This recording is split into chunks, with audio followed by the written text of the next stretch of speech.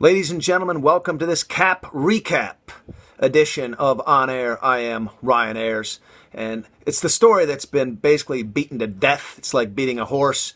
It's something that I don't want to talk about anymore, but with the cut down of the NFL rosters to the 53 active players now coming over the weekend, Colin Kaepernick, no surprise, has made the cut for the San Francisco 49ers, but he will be, as announced by Chip Kelly yesterday, the second-string quarterback for the Niners when San Francisco takes the field on Monday Night Football against the LA Rams on Monday night.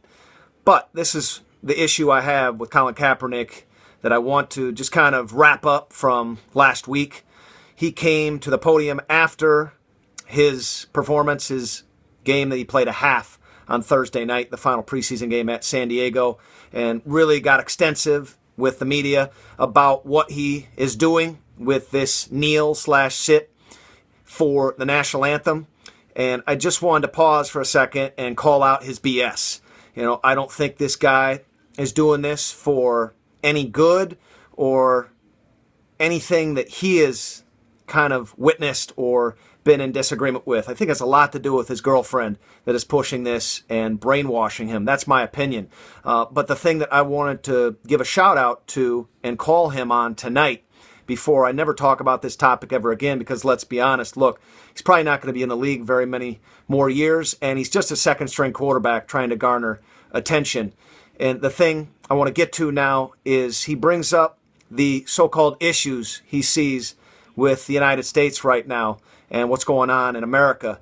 But in his press conference on Thursday night that lasted about a half an hour or so before they finally cut it off, he never once mentioned the issues with the police. How many times have we seen since, I want to think back to early July, right after 4th of July, where the cops in Dallas and in Baton Rouge and the other areas of the country that don't get as much publicity, those cops that have been on the job doing everything they could to protect and serve, and they were shot and killed.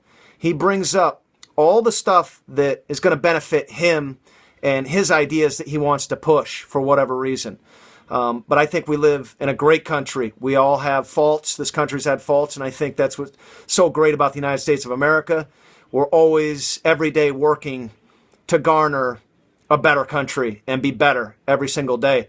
But if you're going to go on this rant like he has the last couple of weeks, and number one, for 2 weeks, never say anything about financially. I called him on it last week, and now after 2 weeks, he finally comes forward and says he's going to donate $1 million to local charities that he's looking into that can better promote, like I said, his ideas and for what he thinks should be a better America. And that's great that he's finally doing that. It's just maybe 2 weeks late. Why didn't he come out and say that early on? And the second thing is, when he goes down the list of what's wrong with this country, never once, and I find that, quite typical of him in this situation, to never mention all the police officers that have died because of Black Lives Matters movement and other just random acts of violence.